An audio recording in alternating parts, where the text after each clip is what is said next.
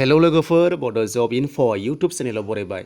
दा finally Bodoland इउनिभारसिटिया publish खालामबाय official वेबसाइटआव बेनो जाबाय टिडिसि फार्स्ट सेमिस्टार एग्जाम अनलाइननि दा आसा खालामो नोंथांमोना भिडिअखौ नायलांजोबगोन आरो गोदानै फैदोंबा चेनेलाव साबस्क्राइब खालामना लानो हागोन बेबायदि आपडेट मोनबाय थानो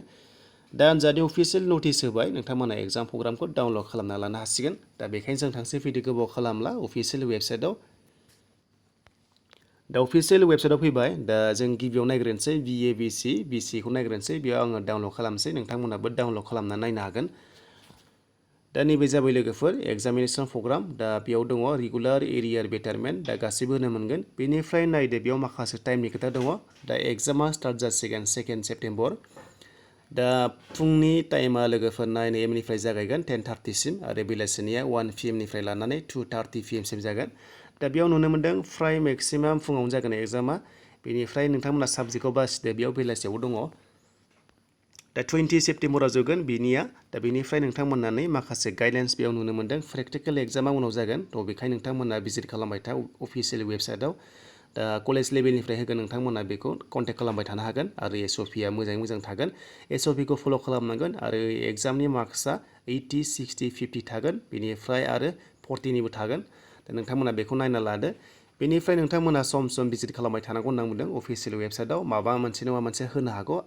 थ' बेखायनो जोङो भिजिट खालामबाय था आरो एग्जामनि टाइमाथ' मिथिखाबाय 9 AM निफ्राय लानानै 10:30 सिम बा थ' नोंथांमोननि कुइसन पेपारनि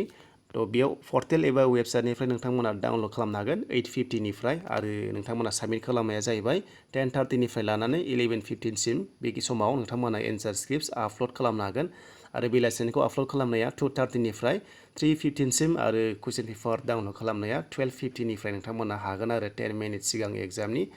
दा बेनोसै लोगोफोर नोंथांमोना बेखौ नायनो हाबाय दा बेनिफ्राय जों थांसै गोबाव खालामला आरो गुबुननिखौ नायबावनोसै